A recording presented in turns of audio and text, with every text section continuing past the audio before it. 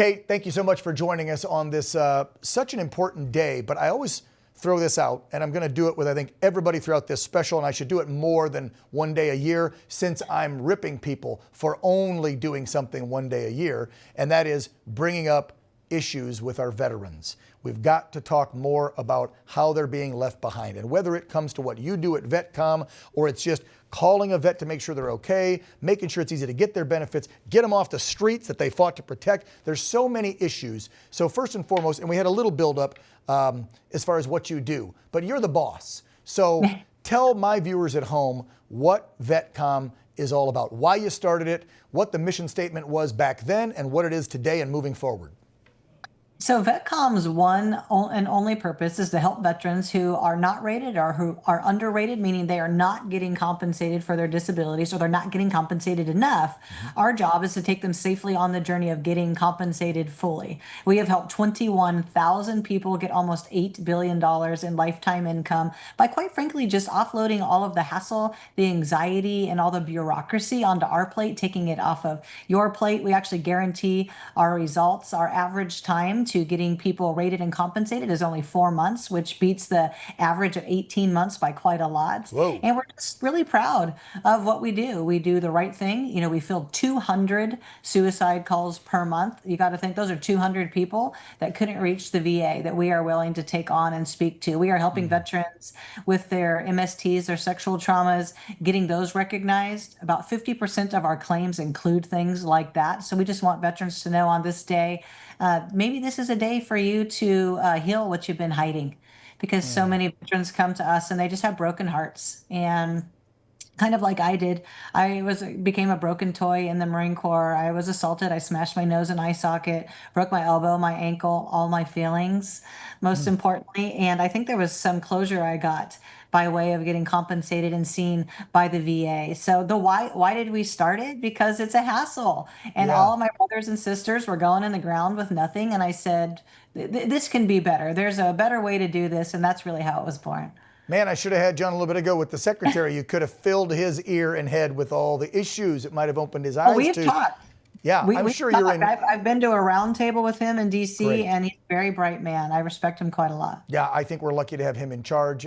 President Trump picked a good guy. We know that for decades, the VA has had its issues, and that doesn't matter if there was an R or a D in charge in the White House, the House, or the Senate. The VA has had its issues.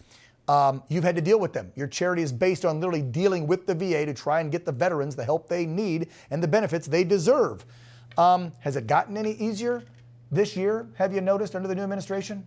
Is it getting better? Well, I do feel like in some regard it's getting better. They are trying to truncate the amount of time it takes veterans to be seen. But I think the real issue at hand is that the VA operates like a big insurance company that just, quite frankly, does not want to pay people.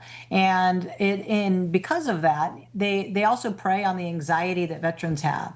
So they know if they make it too complicated or too much of a hassle, or they create mistrust, that veterans will just say, you know what, this is not for me. Like insurance companies, they make you jump through hoops to get your car fixed, right? Yeah. I just went through that crap. Pay that premium every month. But the minute you wreck the car and you want it fixed, well, now wait a minute. We're going to use some used parts. We're going to have an adjuster come look at it. That sounds like what the VA does to our. Thank God at 51, Kate, I've never had to use any benefits. I've been healthy as a horse. So.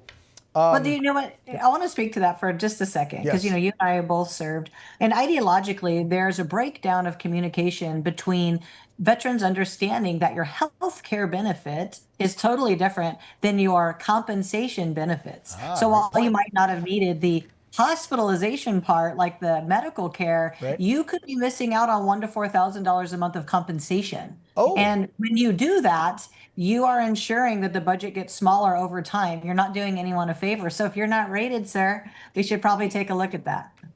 So now I need to call my friend Kate at VetCom and see if I'm rated. I mean, maybe can I just go on the base again and get some duty-free stuff, right? Because I live in California and stuff costs so much. So maybe get an ID to use the base again. That would be a nice benefit.